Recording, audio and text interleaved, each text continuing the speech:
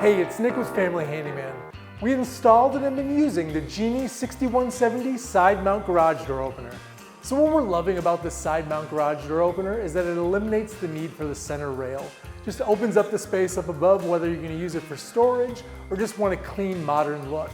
And the opener itself attaches directly to the spring tube of the garage door, giving you just a really clean, finished look.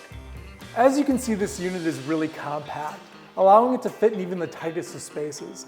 Additionally, we love that if you were to retrofit this and put it to an existing garage door, it doesn't require a lot of dedicated space. And lastly, this thing is dead quiet, allowing it to work inside, outside, and it's not going to wake up the neighbors.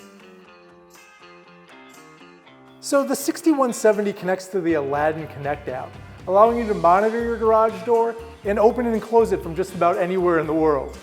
Additionally, what we really love is that you can give one-time codes to people, allowing them access and then turn it off and take that access away. If you're in the market for a new garage door opener, we highly recommend you check out a side mount version. And this Genie 6170 is Family Handyman approved. To see what we're testing and check out more Family Handyman approved products, visit us at familyhandyman.com.